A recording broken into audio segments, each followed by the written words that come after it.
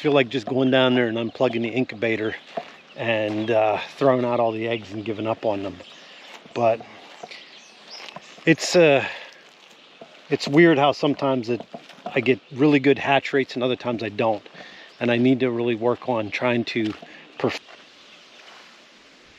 Good afternoon and welcome back to the homestead. How are we doing today? So today I wanted to start out the video with, I wanted to do is kind of give you some update on some of the things that we're trying out this year. Like I said, the big thing about my channel and the thing that I want to do here is, on this property we do a lot of, I try new things, try new ways, and I want to record them and show you guys and keep you along the way. And that way you guys can see what works, what doesn't work for me, and get you some new ideas on things that you need to try, or you can try on your own homestead. So the first thing I wanted to do was I wanted to bring you down here and show you the meat birds here.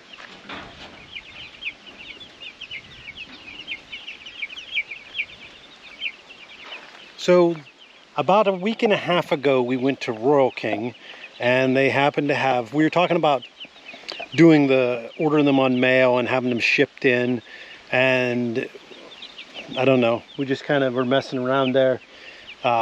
This year here, our hatching on our turkeys are just not what it used to be, not like it was the year before. I'm still not sure why we have such a poor hatch rate, and we don't have near the eggs that we had the year before. So anyhow, so we saw that they had some meat birds there for sale. They always have a pretty good selection on birds, and so we went ahead and we picked up the only 20 that they had. So they are growing very quickly. They're putting on a lot of weight. This is the first time ever we raised meat birds. So as you saw in my previous videos there, where I built this chicken tractor here, the only thing I really had to buy was the hardware cloth. Everything else I just used old pallets and old metal laying around the homestead here. So if you want to go back and watch a couple of those videos on how I did that. But you can also see there's a couple of black chicks in here. I think we have 3 black chicks in here. Those are chicks that were actually hatched here on the homestead here out of the incubator, and I'm going to pretty soon move them up with the flock there. There's a lot of other chicks up there running around that are about their size. They should be fine up there, but I just wanted to keep them in here for at least another week here, maybe till they get a little bit bigger. The really small ones in here, as you can see, those are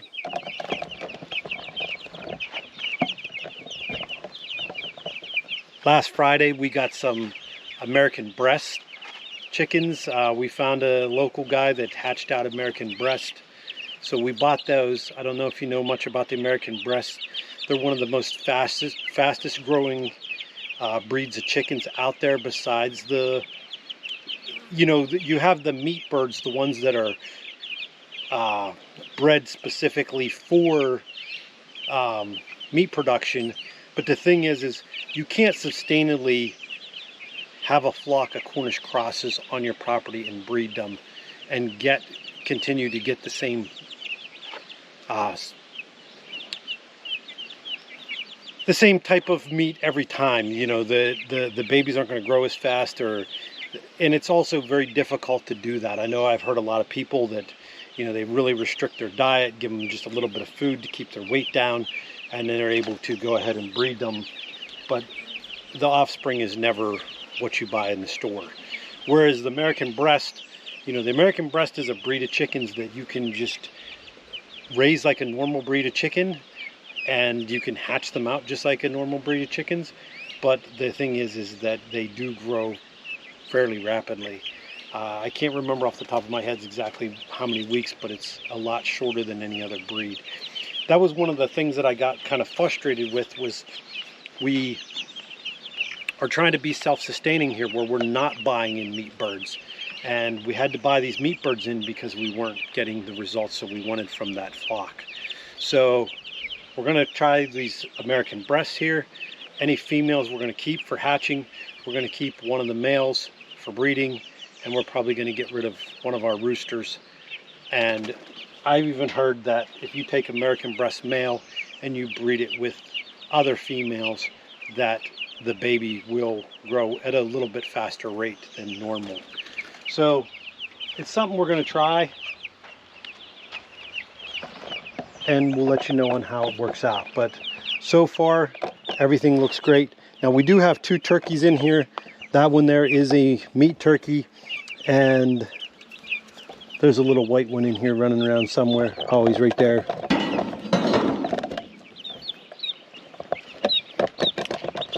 Because again, that'll be our Thanksgiving and Christmas. The heritage breeds, we only have those 4 so far. I have quite a few more eggs in the incubator, but I don't know. I'm just not feeling that they're gonna hatch. Sometimes I feel like just going down there and unplugging the incubator and throwing out all the eggs and giving up on them. But it's weird how sometimes I get really good hatch rates and other times I don't. And I need to really work on trying to perfect my art on hatching the birds. So let's go over here, and I wanted to talk to you about something else here. So let's head on up to the gardens.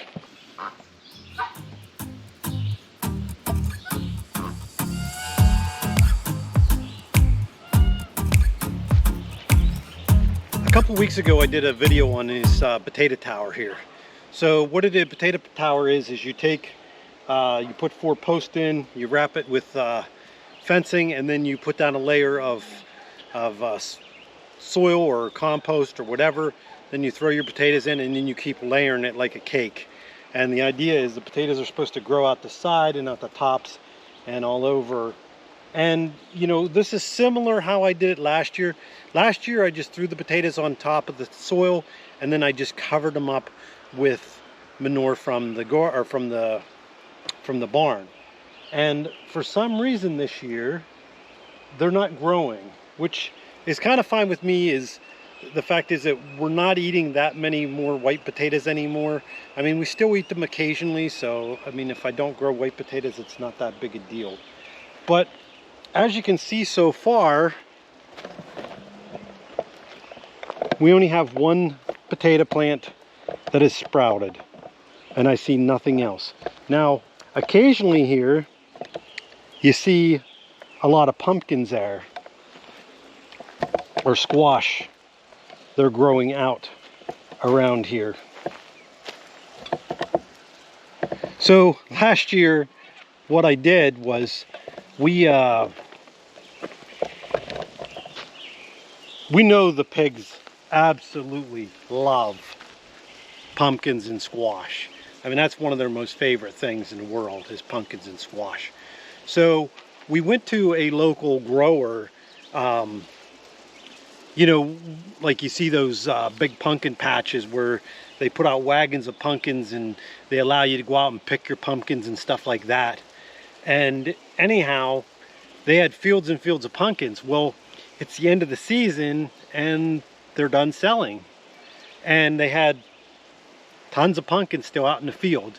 Now, the thing is if they go out there and they just disc them in and plow them under, you know, you're putting all those seeds back into the soil. And all those seeds are going to try to regrow, and not a lot of pumpkin farmers want that. You know, they want to plant a specific breed exactly how they want to plant them. They don't want them just coming up random, and plus they want to try to make their rows more perfect and stuff like that. So what they did was they put an ad on, I think it was on Facebook, or it might have been on Craigslist, and said, you come out, fill your truck as full as you can for 20 bucks.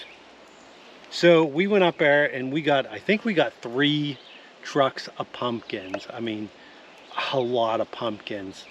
I think I might have a photo that I can share with you guys and show you what a truckload of pumpkin looks like. But the thing is, you know, we brought the pumpkins back. Now, you know, the thing is they were perfectly fine pumpkins. Just a lot of them were misformed or mismatched. So we did can some of them. We did freeze some of them. And the rest of them, we just come out here and we threw them to the pigs. Now, you know, we fed the pigs for probably, I don't know, it was a good month on those pumpkins. Now, the other thing is I started throwing them to the cows. Now, at first, well, I threw them to the goats too. The goats love pumpkins too. But we started throwing them to cows, and it was weird. Like the first couple days, the cows just kind of sniffed them and they weren't sure. And that's what the owner talked to me about. And he's like, yeah, he's like, you wait and see. And then finally they started eating them. And then the next thing you know it, I mean, the cows used to love them. I mean, they'd sit there begging for them. And so a lot of these pumpkins and squash that are growing here, these are just seeds that from the pumpkins they ate that just passed through their manure. So anyhow, so what I think I'm going to do is, because I don't think any more pumpkin or any more potatoes are going to grow here, and these couple squash plants that are going to grow here, I'm going to go ahead and let them, because I mean, the pigs love pumpkins. So the more pumpkins I grow this year, the less I have to buy. Jennifer picked up some watermelon, and what I'm thinking is that I could plant the watermelon in here, and also that way the watermelon kind of vines out and down, kind of giving it that something to kind of so it's not going out across the ground and it won't take up so much space. So I'm going to go ahead and put these watermelons in the ground here.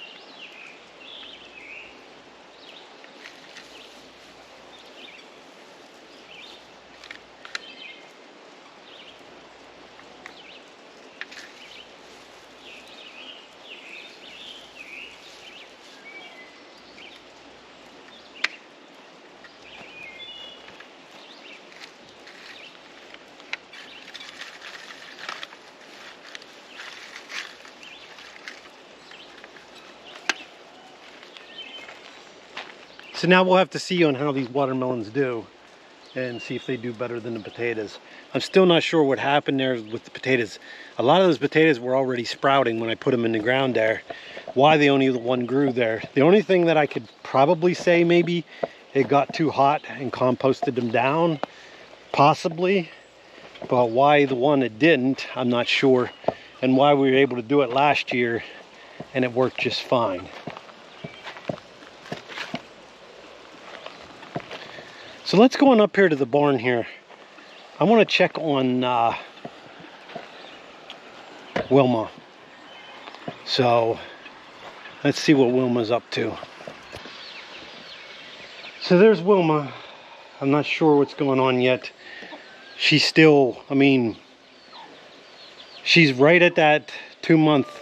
You know, he said that the last time the vet checked her that they said that she had about 2 months left, which, you know, those vets aren't exactly accurate whenever they do reach in there.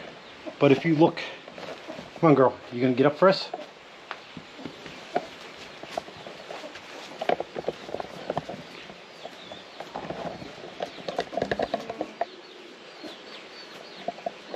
Her udder is really starting to fill out with milk, and she's starting to have a lot more discharge than she's had.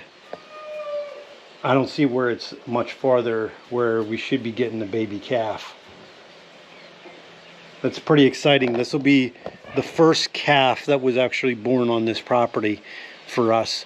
I mean, we've had many goats born and, well, a lot of pigs already, but we've never had any calves born. You know, we've had a couple calves that we bought in. We had, you know, these Jersey bull calves that we bought, and we raised them up off of a bottle, but we never yet had a cow actually born here. This is our first pregnant cow. So it's pretty excited. I'm hoping that she's got about a week left. There's Whopper down there. He is growing so fast. I don't know. It just seems like he's... I think last year, whenever we had the 2 steers here, Cheeseburger and Stewie there, that the 2 of them just, I don't know, it didn't seem like they grew that fast, but it's for some reason it just seems like Whopper is just really putting on the weight pretty quickly.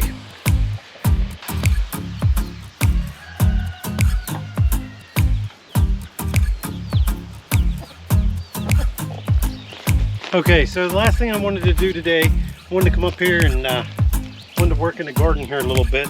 I got a few plants I want to put out. I don't know how much I can do. With it 90 degrees out today, and with this black plastic down, it is awfully hot in here.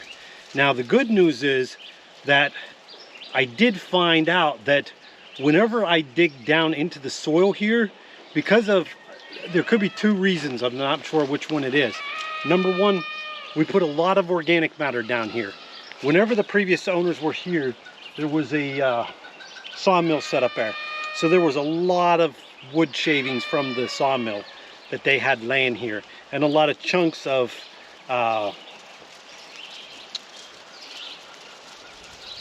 slat wood that were laying around here that I just buried. So we put that all down first, spread that all out. Then I've been putting a lot of barn waste on here, and a lot of really thick barn waste. Now the other thing is with this plastic on top here, that holds in the moisture too. But even without all this rain, and we haven't had a significant rain in probably almost 3 weeks now, that when you dig down in here, maybe just an inch, the soil is very wet and very moist. So the plants here are doing really, really well. I mean, if you look down through there, you know, you got the peas over there. The peas look fantastic. They're in full blossom, and I don't do a whole lot of watering. Like I said, I try not to do watering. I was always told that once a plant's established and it's got its roots going, you try to let it go. The only time you live when you water it is whenever it's wilting. And I know a lot of people say, well, once it's wilting, then it's beyond, and that you already did damage to the plant. But the thing is if you use like drip irrigation and stuff like that, and you're constantly watering in one spot, the plant isn't going to grow an elaborate root system. It's going to be a very weak plant. Whereas you want a stronger plant, one that has to spread those roots out and try to search for that water and look for that water. And especially whenever you get into winter or summers like this here, where it's going to be a hot, dry one, that way it can get as much water as deep in that soil as possible. So I'm going to go ahead and put some plants in. And like I said, I'm going to work here as long as I can, and we'll see, because it is pretty hot.